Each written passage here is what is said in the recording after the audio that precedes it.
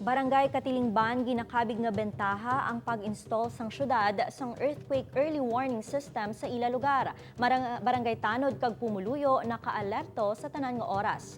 Yaring balita nga atong gintutukan. Sigi-sigi ang pagpatigayon sang seminar kag training sang barangay official sa ilang mga barangay tanod nga nagapanguna sa pagresponde sa tion sang kalamidad.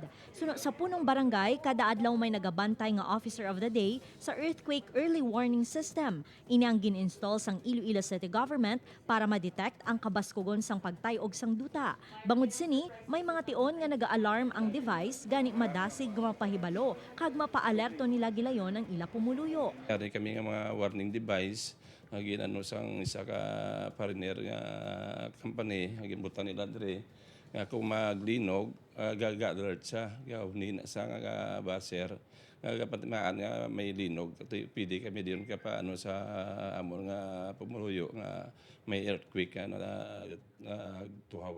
Ang barangay Katilingban sa Molo ang isa lang sa mga kabarangayan sa Iloilo City ang ginpahamtangan sang Alert Earthquake Early Warning System. Ini ang gindonara sang National Science and Technology Center for Disaster Reduction ukon NCDR sa Taiwan sadto agud makabulig sa komunidad para sa madasig nga aksyon. Magluwas man diri makapreparar man nga proteksyonan ang mga sensitibo nga equipment pareho sang elevator kagamitan sa power plant kag sa mga ospital. Basically, the time nga ginambal kong earlier is roughly around 5 to 7 seconds.